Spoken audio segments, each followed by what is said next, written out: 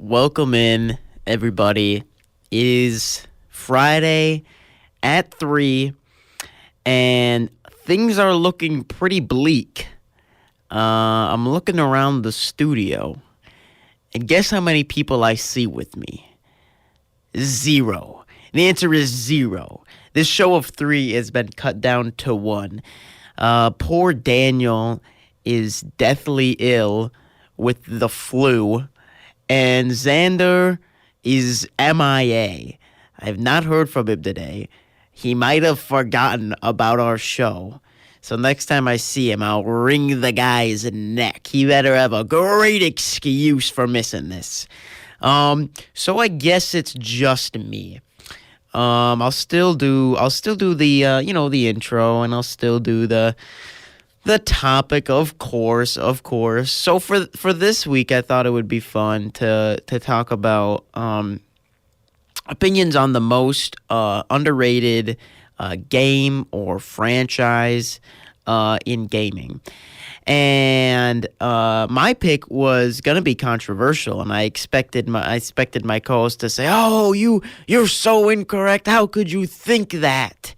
But I have no co-host, so there will be no one here to tell me that I'm wrong, which I think means I'm right. But my pick for most underrated, now bear with me here, people, is the new Super Mario Brothers series. Now listen, hear me out. Obviously, sales-wise, this is not an underrated franchise because it sold a bazinga bucks every single time that a new game came out. But towards the latter, years of the series run, and even now, people don't look fondly on these games, and because they say they lack originality. And I'm not gonna say that point is completely untrue. But I feel like there's a lot more value that these games have than they give them. Like the first game especially, like DS, has so many unique ideas. The last couple are kind of sterile, but I still think they're great experiences. I still think they're really fun. Oh, I'm telling you guys that Xander just texted me. He just got out of a test and he forgot to let me know. That's all right. I'm guessing he's on his way then. Yeah, but what I was saying was that I feel like there's still a lot of fun to be had. The level design is really good. And DS especially had different level themes. It had unique bosses. The soundtrack to all the games is great, and a hot take coming, but I actually prefer this series to Wonder. There's just something about the Wonder Seed mechanic about Wonder that never really clicked with me. Like, as weird as it sounds, like the levels all having a Wonder Seed, like it made them all unique, but it just made the experience a little less enjoyable for me, because every level just felt like get the Wonder Seed and do the gimmick. Like I don't know, I just didn't like every level having a gimmick. I don't know, I just like the more straightforward platforming of the new Soup titles. So yeah, I mean, I definitely am not going to sit here and say that they're masterpieces. They're definitely not the greatest 2D platformers, but they're a great time, especially the Wii entry, and I haven't played the new Super Mario Bros. U with 4-player multiplayer, but the Wii entry, as I've discussed on the show, I played with my siblings a ton, and it's a great time, whether you're taking it seriously and actually trying to get to the end, or if you're just duking it out and throwing shells at each other and trying to throw each other off cliffs. I think it's a fun experience no matter what. But yeah, that's mine. I'll have Xander do his when he gets here. But I guess I'll just jump into today's topic. So we're wrapping up 3D Zelda today, and in the first episode, first half of this, we did Ocarina of Time, Majora's Mask, Wind Waker, and Twilight Princess, which means today we just have Skyward Sword, Breath of the Wild, and Tears of the Kingdom.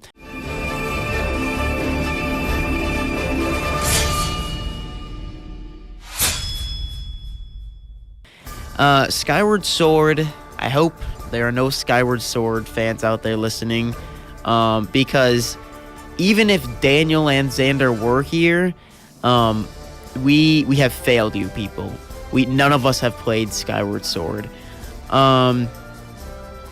So we don't have a ton to say about it. I certainly don't have a ton to say about it, but I'll still comment on some things, things that I like or dislike about the game from an outsider's perspective. So starting off, the big draw of the game is, of course, the Loftwings. And I think that's a fun mechanic. I think that it's kind of like the sailing in Wind Waker, where they have like a really good idea and then they didn't fully capitalize on it, because the skies, from what I've seen, are relatively empty, which is obviously kind of unfortunate to say the least, but I still think that flying around at least looks fun. I know that in the original, you couldn't get the Loftwings wherever you were. Sorry for my constant stuttering. A good pal of mine, Nathan Delaney, was walking past the window and was motioning to the two empty seats and wondering where they were. Aren't we all wondering that, Nathan Delaney? But yeah, you couldn't call the Loftwing from anywhere, and I know that in the Switch remake, they added the feature where you could call the Loftwing from anywhere, but only with an amiibo, which feels like such a strange gameplay mechanic to lock behind an amiibo. Like, I have mixed feelings on it. Obviously, the game wasn't designed around calling the Loftwings at any time, so it kind of, I'm guessing, might break the game in a couple instances. But I feel like calling the Loftwings from anywhere should have just been baked into the game originally, because in like Wind Waker, for example, or I guess maybe, let's not say you could call the Loftwings from anywhere, but you could call them at least from like the rings of the island, and maybe that is how it works. I don't know, but as far as I know, I think you have to go to like specific points to call the Loftwings, whereas on Wind Waker, you could get to the ocean from anywhere. Of course, where you left your boat, though, is where you'd have to go, so it made sense. So I don't know, that is a thought I had. This game introduced what is it? Oh, this is the first game that introduced the stamina bar, and interesting that the next two games are what they are, because they are the only other games that have the stamina bar. And I think that's actually a good addition to the franchise. Oftentimes in gaming, I don't like stamina bars for running. I think it's usually more cumbersome than it is fun, that you can just like run for a few seconds and then stop and recharge, and run for a few seconds and stop. And obviously there's like somewhat of realism to that. Like, you can't just sprint around everywhere and not get tired.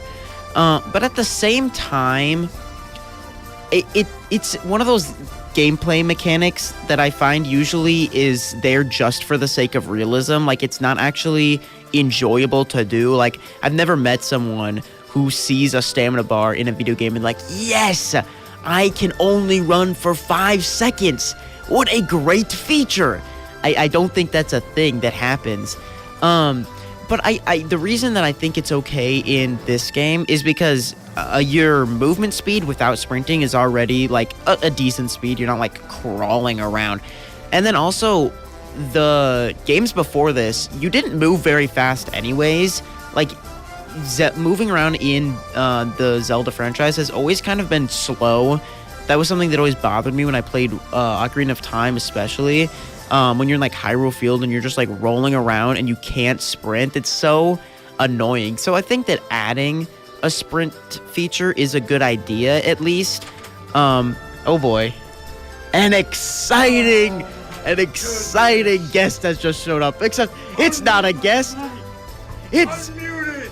it's one of our hosts, Xander Oh Hall. my goodness! I need to get set up. Oh He's my getting goodness, set bro! up, I was in such a hurry walking over here. I think I got shin splints. Oh, all good, man. You didn't have to run. I was holding down the I was fort. very Okay. fastly walking. So, what have you and Invisible Daniel been talking about? Well, I have been. So I did the intro. I'll have you do your intro as well. And I'm glad you weren't here because you'll have to listen back to what I said. I know whatever it was that you said was definitely interesting. It was definitely It had to be. It was definitely interesting. But the prompt for this week is, what do you think is the most underrated game or game franchise? I just had to take some water there. And I'll give you some time to think if you want some time to think. I can give you some time to think, so I'm not putting you on the spot. Oh, there's so many. I think, obviously we tackled F-Zero the other day. Yeah. I think F-Zero is definitely underrated as heck. I would say yeah. For a while, I would have said Pikmin. Yeah, but now it's kind of reaching mainstream. Exactly. There's that. Another one that comes to mind, Parappa the Rapper, dude. Come on! We can do so much more with this. You can. That's true. There's so much more, but obviously I kind of understand because they have a lot of cultural stereotypes. in there, like Master Onion and kind of like Punch Out. How Punch Out got exactly, and that's another one I probably would have said. Goodness, it's got to be one of those. Yeah. Unless I start thinking about it more, I'll let you know. Okay. But what was yours, Jacob Paul? Oh, that's not important. I'm willing to bet it was the Mario and Luigi franchise. No, it's not the Mario and Luigi franchise. Okay, so you're just gonna make me listen back to this? Yeah, I'm gonna make you listen back. Oh, it's gonna take like weeks. Okay, fine. I'll tell you. My most underrated game franchise was the new Super Mario Brothers series. Now, hear me out. I'm hearing you out. Okay, good. I'm hearing Hear you me out. out. Hear me out. Sales-wise, not underrated. It sold a bazillion, cajillion copies. But I feel like people look on them too harshly. I feel like people don't recognize the fact that they actually do have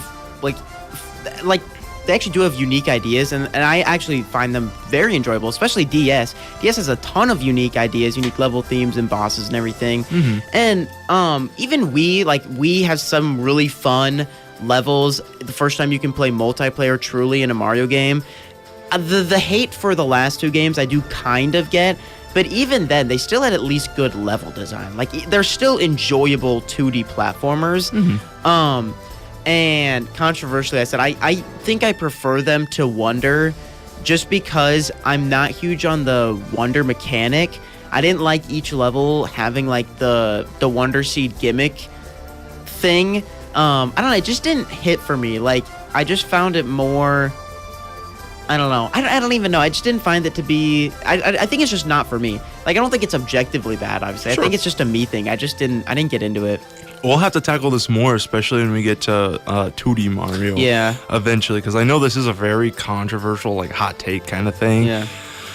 But obviously, I do understand the argument. They're there's these 4 games, and they came out within the span of what was it, 4, 6, 8 years? Yeah, just a few years, because the last two Like- came out in the same year. Yeah, which is ridiculous. Exactly. It was crazy. Yeah. But I honestly New Super Mario Bros. Was it was the first Mario game I played. So Yeah. obviously I'm gonna have some nostalgia for it. That's me too. Yeah.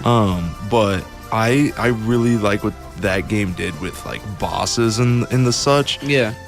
There's the secret bosses where you can be tiny Mario to beat that big cactus guy. Yeah. Oh my goodness. I thought those bosses were so unique. Yeah. And I recently 100%ed it not too long ago. Not too long ago, as in 3 or 4 years ago. Yeah. But then when it comes to the other games and all the bosses are just Larry, Koopalings, Lemmy. Yeah. Come on. I see. That's a point I will agree with. Yeah, I really like it in Wii. I think Wii did the Koopalings really well, but then 2 and U, it's just kind of all right, really, and this is the thing. It's like Marvel with the multiverse. Yeah, thing. and 2, every mid boss was Reznor, and every mid boss in U was Boom Boom. So it's just exactly. Yeah. It's like, I do think, for just Mario platforms, Yeah. it's content and it's fun content. Yeah. Either way, they're fun to play. Who cares about anything else? Yeah. And then comparing it to Wonder, I do see the comparison. I wasn't a big fan of Wonder just because I think I've outgrown it. I genuinely don't think. I think, like, obviously I like playing the Mario platformer games, but like nowadays when I play them, I'm like, man, how much longer do I really want to play this? Yeah. And when I played Wonder, I did like about every single level there's some Wonder mechanic and there's something unique. I really like that. Yeah. But I don't know, in comparison to just base platforming, I think the new Soups go a little bit better. But Jacob, anyways, this is not the topic of this week. Not. Did you already release information? I've already been delving headfirst into Skyward Sword. Goodness. I just remembered Daniel's not here to talk about the one game he's actually I know. played. I had said I feel so bad for in our Triple Jelly group chat. I said I felt bad for Daniel because this is the first episode in weeks that Daniel actually has something passionate that he would want to talk about. This would have, besides Pokemon, probably been his most opinionated episode. And it's really disappointing because this is like the one episode where we expected to have a ton of disagreements because me and you feel the same way about the Switch titles, and Daniel is decidedly opposing us. So it would have been a fun episode had Daniel not been literally on his deathbed. No, literally. I think a couple days ago he was running a 107 fever. Yeah. Like, why are you not in the hospital? Why are you not in the hospital? Daniel, I hope you're listening. We're hoping for your speedy recovery, Daniel. And your speedy way over here to talk about Breath of the Wild whenever we get to that in a little bit. But you've been delving into Skyward Sword. Yeah, so I just got done talking about the and I already did preface it by saying that no three of us have played this game. So take all of our opinions with some salt here. But I just got done talking about the Loftwings and their implementation, and part of what I was emphasizing the most was that similarly to Wind Waker, I think it is an idea with a huge amount of potential that was not fully realized, and part of that could have been just limitations of their respective consoles, because with the ocean and with the sky, there's a lot of huge space, and there's a decent bit of it that's just like open, nothing going on, which, like, obviously in real life a lot of the earth is open ocean, and obviously like the sky is, open sky. So like it makes sense realistically, but from a gameplay perspective, I can imagine playing Skyward Sword. There would be some times where you would just be kind of like, okay, I want to get to the next island, like I want to do the next thing. And this is actually a topic when we get to Tears of the Kingdom that will become relevant again, but just not populating the sky with enough stuff, I feel like. Yeah. So, like, the most I've ever played of this game, and this is the only Zelda game apart from Zelda 2 on the NES. Yeah. And Four Swords? I guess the Game Boy Advance version of Four Swords. Yeah. And then I was going to say the CDI games, in which there are 3 of them. But, yes, this is the only, like, genuine mainstream Zelda I haven't played, and I need to get around to it at some point. I have to, because I've started it before. I've played the opening part where you're up in Loftwings, or whatever the place Skyloft. is. Yep, there you go. And then you jump off into the abyss below, and you're in this area, and you meet the species of things. Loftwings? No, they're like little wood creatures. Oh yeah, with like floating arms. They're like Koroks, sort of, but they're not. Kinda. Yeah. Anyways, that's about the most I played of it. But from what I hear about it is that it's not as good as people remember. Yeah. And I remember I can't remember what the encyclopedia was. They call it like the Hylopedia or something. The Hylian. Is it just Hylian Encyclopedia? Hylian Impendium? I don't even know. The Hylian. Yeah, you're right. It's like Hylian Impendium. It's something like that. I don't know. I had this. I still have it back at home. But I remember this was right when Skyward Sword was coming out, Yeah. and Nintendo was hyping it up. They were like, "This is the first Zelda game, the first canonical Zelda game." So I looked at it and I was like, "Oh, it must be impressive. Yeah, it must be one of the best games." Yeah. But every time I hear somebody talk about it, they're like, "It's okay. It's okay." Yeah. It's alright. Lore-wise, this is aside from Ocarina of Time, this is definitely the most important Zelda game, and maybe this even is because this sets up like why the Zelda universe works the way that it works.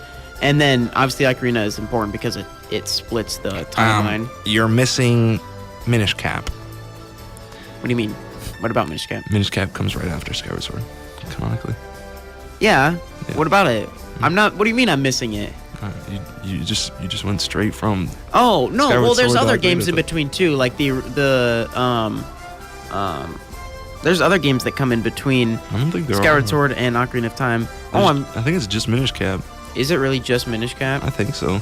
Unless you want to fact check right now. I can fact check. I don't But think. anyways, the point I'm making that those two are the most important. But yeah, like it's.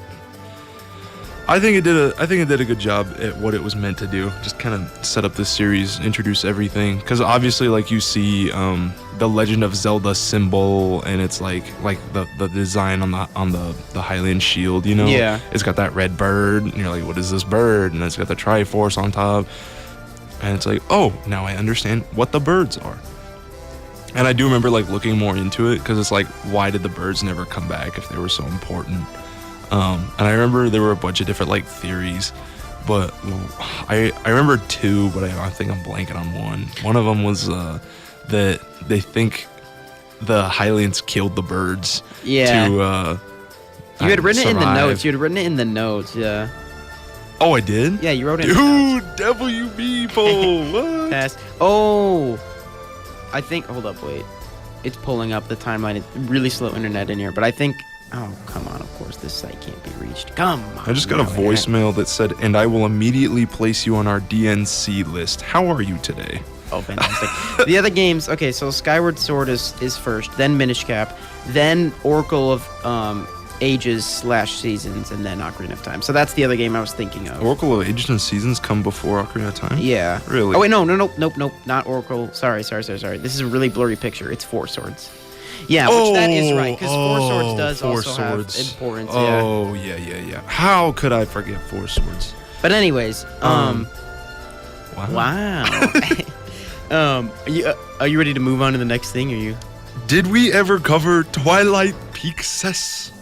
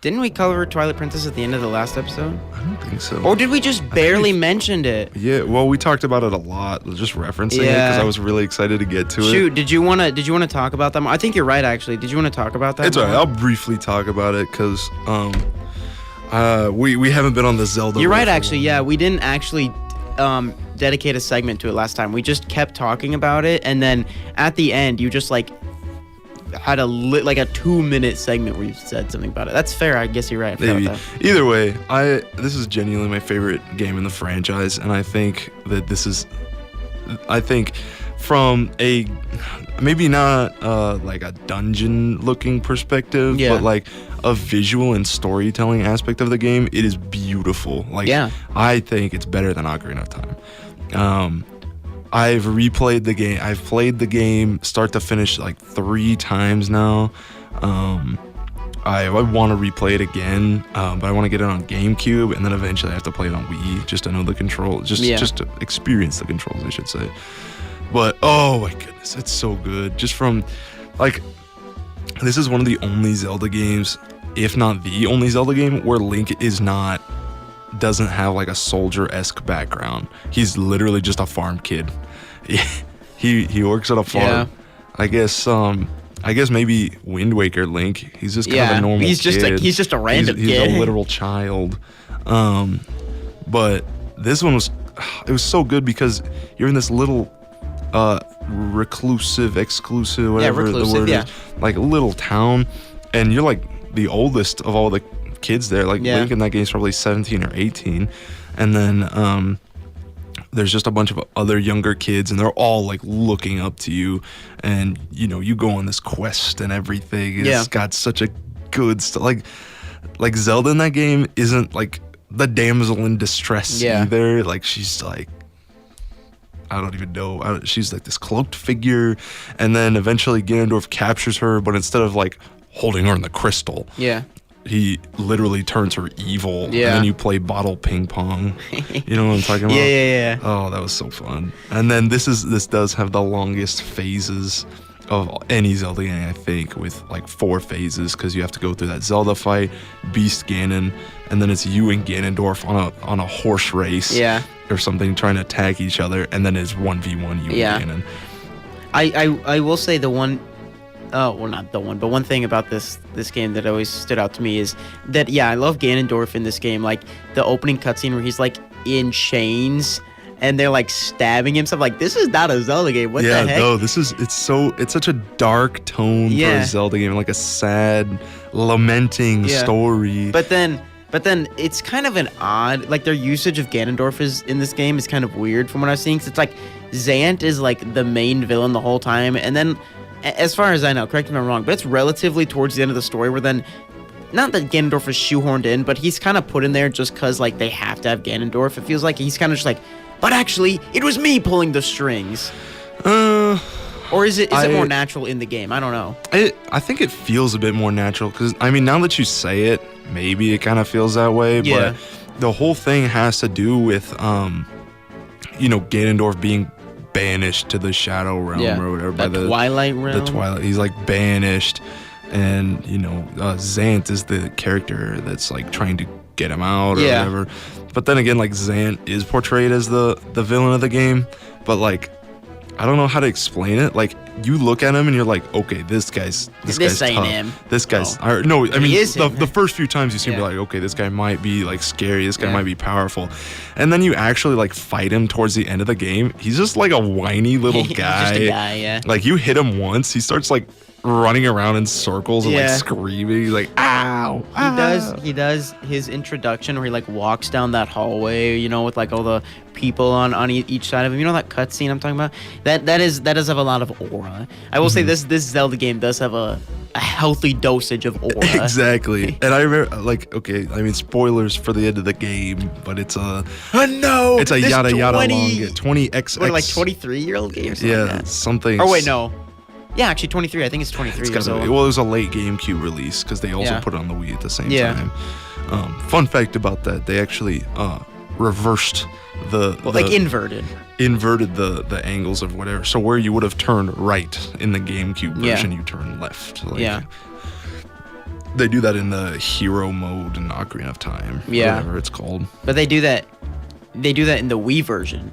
Yeah, because, and then in the Wii U version, I think they go back to the GameCube version. Because Link is left-handed. He's one of the only left-handed protagonists. And because it's reversed. But it's a Wii game, and most of the world's population is right-handed. So instead of giving people the option, Nintendo just said, everyone is right-handed for this adventure. And they were like, should we like create new models of Link with him holding the sword in his other hand? And they said, no, flip the entire screen so that everything's inverted. Eureka, they said. Eureka! I think, I guess at that point, it's like, hey, if you want to play left-handed, you get a controller, but right-handed, swing away, baby. Swing away. Swing away. But no, I remember like the ending scene of this game when you stab Ganondorf through the heart. He's looking off into the distance and he sees an image of Zant, and Zant is creepily staring at him. Yeah. And then Zant like tilts his head like that and makes a crack noise. And then it switches back to the shot of Ganondorf and his eyes are white. Yes, and he's dead. That scene is crazy. Like, I've seen that. Oh my goodness. Like as a kid, I played this game when I was 2017. So I would have been 12. Yeah. And 12 going on 13, but it was not quite my birthday yet. Yeah. And oh my goodness, I remember it. This was the first time I genuinely started like tracking how long it took for me to beat a game. Yeah. I remember I beat it in 2 weeks, which is like nothing. Yeah. And I remember like my grandma bought me the game, and I was like, she asked me, like, she's like, did you play that game yet? And I was like, yeah, I beat it in 2 weeks. And she's like, you might have a problem. My grandma was awesome. That's funny. But anyways, off the Twilight Princess tangent rant, whatever it is. I love that game so much. What a great game. We didn't even talk about, we don't have to get off it yet. I would say we didn't even talk about the two, in my opinion, most prominent aspects of the game, Midna and Wolf Link. That is Did you want to touch on that briefly? I mean, I can. It's like, okay, so here's what, in the story, whenever Link enters the Twilight Zone, which I don't even know what they call it really, but there were literal... Twilight Realm. Well, there's like different zones across the map. Oh, yeah, where it's like patches of like... Exactly, like you're walking into a new zone, but like it's blocked off by this like, blacky orange... wall, and whenever you walk in, that's the Twilight Zone there or whatever, the Twilight Realm, whatever. And Link just turns into a wolf every time he goes in there, and Midna says, "Hello, I'm Midna," and hops on your back and is like, "No, take now me you're a around." Furry, I guess. I don't know, but I remember your introduction is Link is chained to like the ground as a wolf, so he can't move. And Midna comes in and says, "You are now not chained anymore," and snaps the chain. So I think this is such a cool aspect that nobody really like thinks about. Yeah. But every time you switch to, eventually in the game, you just have the option to change between Link and Wolf Link whenever you want. But whenever you change into Wolf Link, you always have like the little cuff chain cuffs with a couple chains on it too. So like you're just walking around, you hear the little jingle with the running dog noises. That is cool, yeah. I think that's such a unique aspect of it, especially because like you go back into Link form, he doesn't have it. Yeah. One thing Link does have though that nobody even cares about is he has the thing on his forearm to call birds. Oh, you know what I'm talking about? A perch? Yeah. Like the leather, like for hawks to perch on. Yeah, literally. He just has that because in Twilight Princess that was a thing you could do. Yeah. Just call a bird wherever you want, and most of the time it was useless. But speaking of calling birds wherever you want, Skyward Sword again! My goodness. I actually talked about that when you weren't here, about how in the Switch remake you can call a Loftwing from wherever you are, but only if you have the Loftwing amiibo. Really? Yeah. Because otherwise you have to go to specific like locations. I think they're like statues and call a Loftwing, like when the story calls for it. But if you have the Loftwing amiibo, you can just do it whenever you want. That's cheating. But anyways, what I was talking about when you had walked in, I was just wrapping up, talking about how this game introduced the stamina bar, which has been in every game since, because the most recent 2 games on Switch both had stamina bar. And I was defending it because I was saying normally in video games I don't like stamina bars for running. I feel like it's adding realism just for the sake of realism. Like, it's usually not fun to run for 3 seconds and then wait for your stamina to refill and then rinse and repeat over and over. Yeah. Like, I just want to sprint or not sprint, you know what I'm saying? Exactly. But I think it works in this game because the 2 reasons I listed out were because your base speed is already not that slow. Exactly. And then also, Zelda games, historically, you move pretty slowly. Mm-hmm. The one exception I can think of is Twilight Princess. When you're in Wolf Link, you actually kind of move around at a decent pace. But every other game, like, you're just walking and rolling. That is true, but to some extent. there's a little bit of fun in just spamming A and rolling everywhere you go. Well, you can still do that in this game. And you can, but I remember in Skyward Sword, I think it's a little bit easier because there's like little patches or these like stamina flowers or whatever that you can run past and it'll just refill it. Yep. Whereas I guess it makes sense in Breath of the Wild because it's such a big map, first of all, and it is loosely based off of the idea of survival. Yeah. Or the legitimacy, I don't know. Like, it just makes a little more sense. In Skyward Sword, I don't think it really matters if it's there. But a cool thing about Skyward Sword is if you, like, run into a wall, if you're, like, running and you run into a wall, he, like, jumps up the wall. Like, he gets up there a ways. Yeah. Which makes, adds a little bit more strategy to what you can climb and what you can't. Which this game also added... Oh, no, this game did not add climbing. That's always been a thing. I guess Ocarina of Time, you could climb. Or you could climb in the 2D Zeldas. Yeah, but I meant in the 3D space. I was forgetting that you could climb in other games. I genuinely forgot about that. Only if there's a climbing, like a vine or something. But in Breath of the Wild, you can climb. You can climb anything. I guess the last thing that we'll talk about from Skyward Sword, and then we can move on to Switch Zelda, is that this game, like you had said, has a really important story, but also has a really actually good story. Maybe not Twilight Princess levels of good, but this is the game from like what I've seen. This is the game that I believe the most that Zelda and Link are actually in love. Not that they need to be in love in every iteration. Sometimes it can just be a knight going to save a princess, but I think it adds, it makes the adventure more personable if it's like, this person I care about. But they actually have good chemistry in this game, and Zelda feels like a person, whereas in the N64 games and in not as much Breath of the Wild, and definitely not Tears of the Kingdom, but she just kind of feels like a plot point, you know what I'm saying? Yeah. Yeah. And I know like Wind Waker and the 2DS games do that. That's kind true, of, but actually, it's more of like a friendship. So, because they're like 12. Yeah. And also this game has Demise, and he's cool. Yeah, I remember Demise. And it has Girahim. Who is not cool. He's very weird. Yeah. Nintendo was going through like their emo phases with this. He has like the parted like hair that like covers his eyes, and he's wearing brooding colors, and he just like sticks his tongue out randomly at the camera. Got the Roderick Heffley fit, bro. got the Kakui little. Oh my goodness. But anyways, what even comes after this one? I do think it's Breath of the Wild. Wait, you forgot all the remakes and remakes. Oh, that's actually true. Remakes.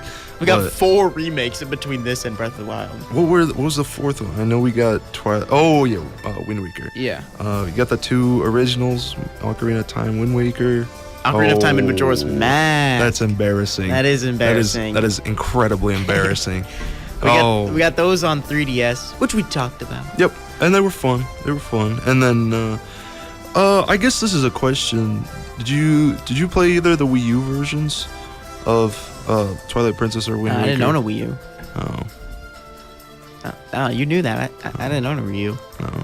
No, as a kid, I had the choice between a Wii U or a 3DS, and I believe I made the right decision. Yeah. Well, no, I think I want games or no games? I think the Wii U does a lot better in the remasters. Yeah. Wind Waker and Twilight Princess, because they add some things. I guess.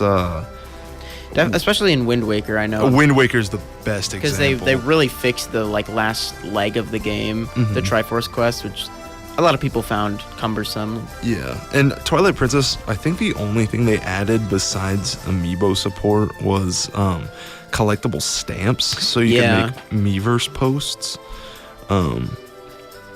That's essentially the gist of it. But those games do look good, especially Wind Waker. Twilight Princess probably took a lot more work to make it look good, because Wind Waker you can just add an HD filter on it and it looks good just because of the art style. Yeah.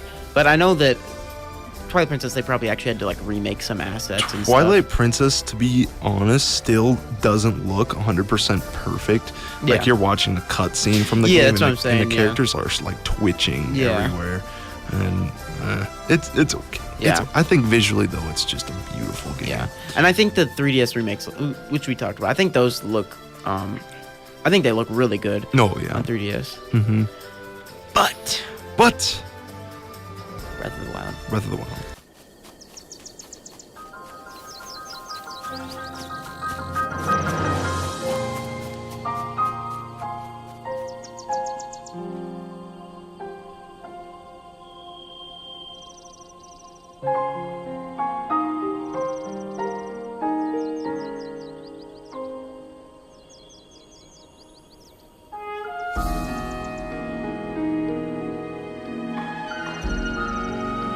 A game that changed the world. I remember.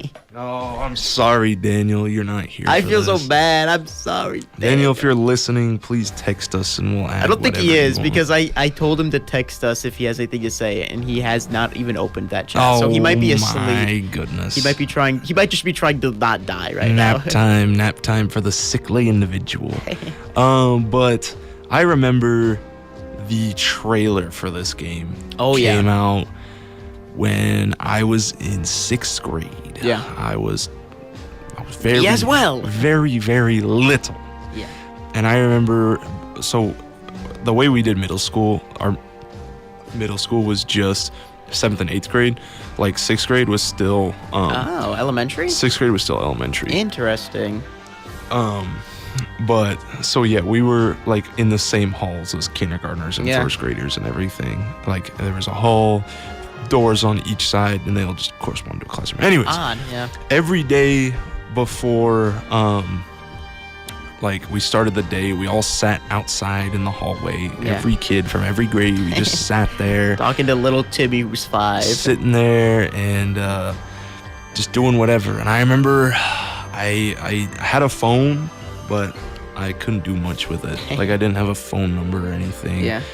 It just So it was like an iPod. 911 of my mom. No, it was an iPhone 6, but my dad's a big tech guy. I don't know what he did. Hey, you ruined the phone. Exactly. But anyways, I'd pull up YouTube before class every day, and I would rewatch that trailer over and over and over. Yeah. And it had the beautiful music. It did. And it ended with this clip of the Guardian like, flashing its eye or and something. Link jumping off the horse and flipping off the hood. And I poo-pooed my pants every time I saw it. Dude, that trailer did get me. After the little Guardian arrow like flicking open. Oh my goodness! Oh, I know the feeling. It was such a good trailer. But I remember I got the game eventually one day. One day. And I played it. And I just did not stop. Yeah. I remember I was playing it for so long. The first guy I fought was the Water Blight Ganon. Oh, sure. And I remember I just kept losing to him. What? And I was raging. How'd you I was keep like, losing to Water Blight Ganon, bro? Dude, I don't know. I do not know. I think it took me more attempts to beat Water Blight Ganon than it took me to beat Thunderblight? Thunderblight. What? That's impossible. Well, were you not using like cryosis correctly or maybe something to like break the ice Probably blocks? not. That was the joke about that game is nobody remembers you have cryosis or anything like Cryosis that. was awesome. Oh, it was a thing. It definitely was a thing. But no, I think it was just because I didn't understand the Fair game enough. fully. Yeah, I at mean the that is time. the boss you're supposed to do pretty early on. So. Yeah, I think in my prime, when I was fighting Thunderblight Ganon and everything, in my prime, I could have done the like DLC Master Quest thing. Yeah. But I tried going back to it a few years ago, and I was like, I cannot do this. I did Master Quest. Okay. Oh, I just thought. Are you gonna elaborate off that, or are you just telling me? Oh, I was just letting you. No, I did. It was fun. Okay, so I was gonna let you finish your thing, and then I was gonna say what I wanted to say. Okay. Okay. I forgot what I was gonna say. But it's a good game. It's a good game. It's a good game. Well, here's a question for you. Would you put this in your top 10 video games of all time? No. Really? Really. I feel like for a lot of people, this would be in their top 10 of all time. It's in mine. I would put this in my top 10. This would maybe even be my top 5. Maybe. It's in that, like, it's around that, like, 5-6 area, probably. I'm guessing. When I was younger, I definitely would have said it. Yeah. But right now, I think, I want to say top 50 might be pushing it. What? Really? Maybe. That's crazy. Yeah. Wow. I looking back on the game, I really just can't remember a time that was like, it really stood out to me. I was like, this is a good game. Really? Yeah. It was a good game. Like, there were times where I was like, oh, I'm having a lot of fun, but there's no part in that game specifically where I was like, oh my goodness, this revolutionarily changes my life. For me, that was every second of this game. This is one of my favorite games of all time, I will say. I love this game. Okay, well, tell me about it. I think, so for me, I did definitely have that moment where I was like, oh my goodness, this is incredible.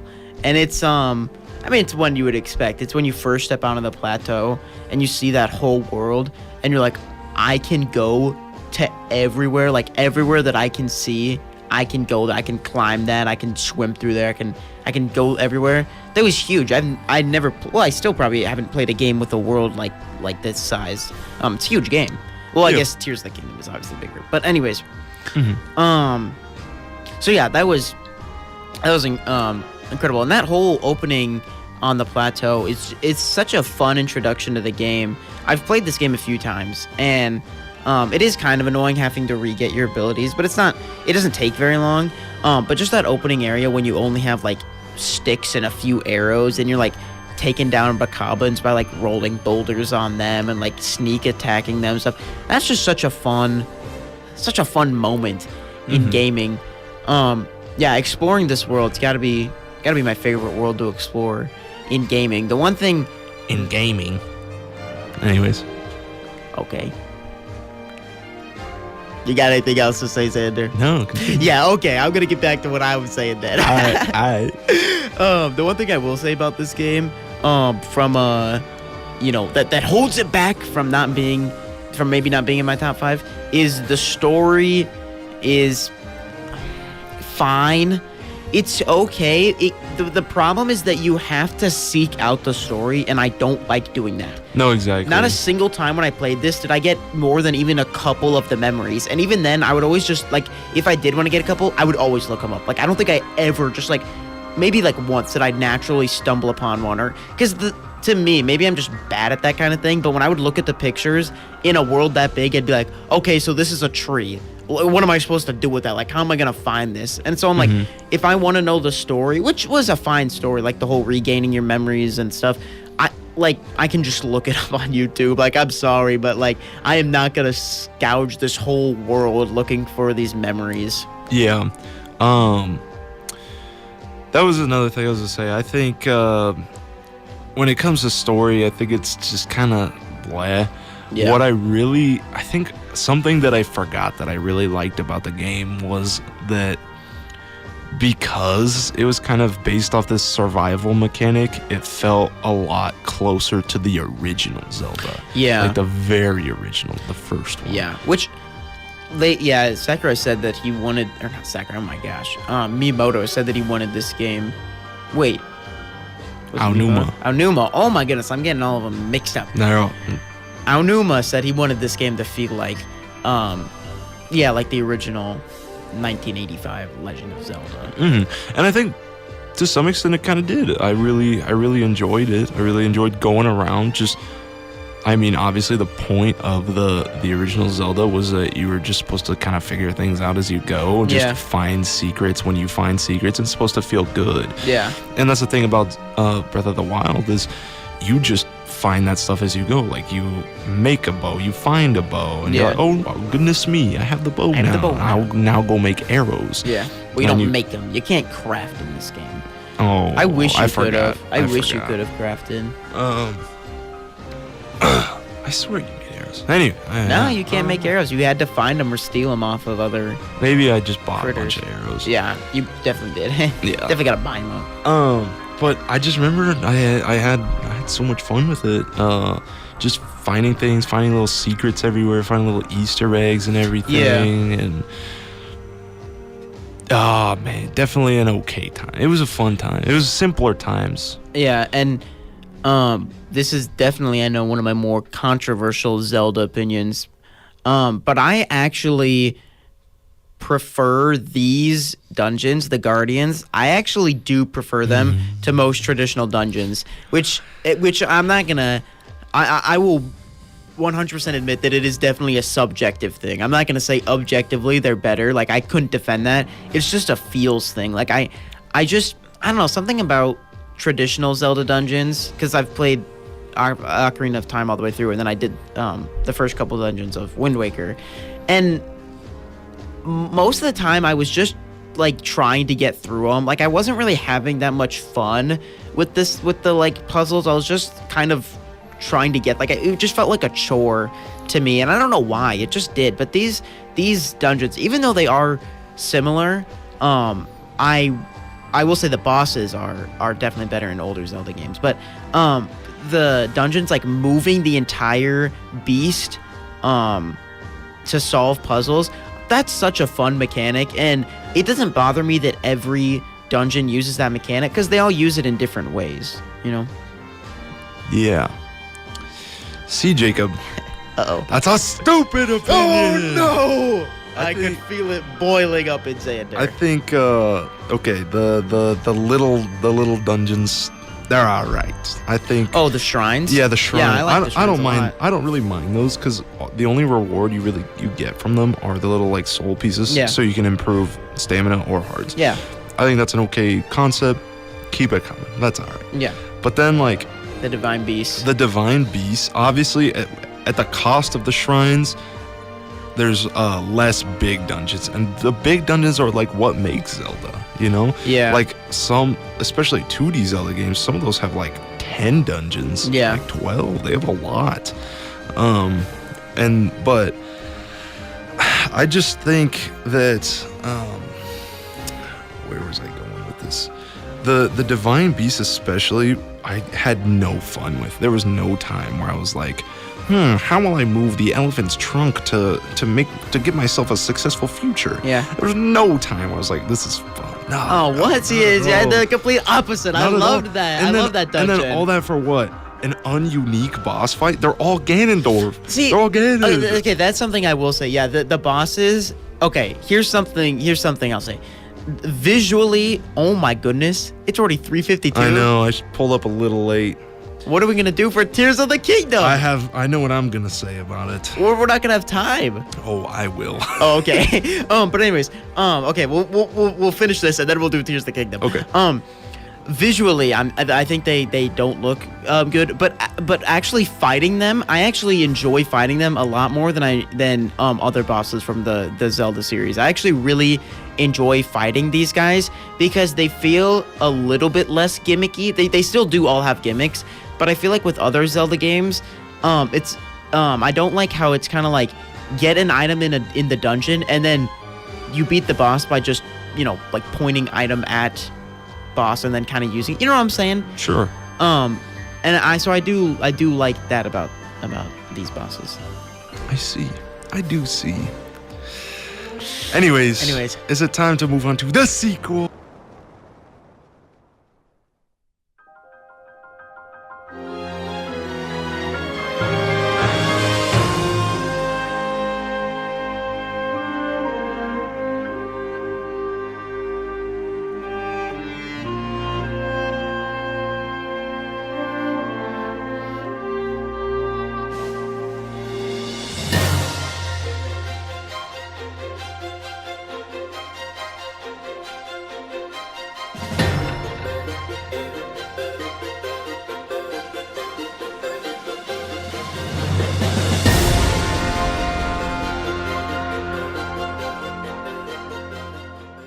I think we have 7 minutes. Here's what I have to do say. one of the biggest games. Here's what I have to last say couple about years. Tears of the Kingdom. Yeah.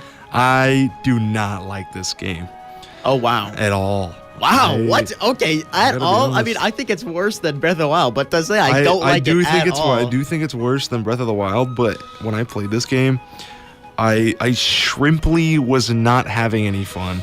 I loved Breath of the Wild. Yeah. Back when it came out. Yeah. And it took how many 6 years for the next for the sequel to come out? It was 6 years, yeah. And oh my goodness. I remember I was like, I'm literally just replaying the longest game ever. Yeah. And I remember I was just forcing my way through it at one point. I was like, oh my god. I never even beat this game, to your credit. I literally did not even beat it. How far did you get? I beat the first, so there's 4 bosses and then Ganondorf. I beat the first 3 bosses and I was about to fight the 4th boss. I was literally like in the dungeon about to fight it, and then I put the game down and I never picked it back up. So I was pretty close. Did you know that there's a 5th boss? Oh yeah, in the depths. Yeah. Once that part hit, I was like, okay, new stuff. Yeah. This is fun. Yeah. And then it was just over like that. Yeah, I will say the parts of Tears of the Kingdom that I enjoyed the most were the parts that reminded me of Breath of the Wild. Like doing. That's what I hated. But hear me out. The like doing the 4 areas and just the fact that the overworld's the same, but it just made me want to play Breath of the Wild and not this. And then everything that was new, like the sky areas, like I said earlier, it was so sparsely populated.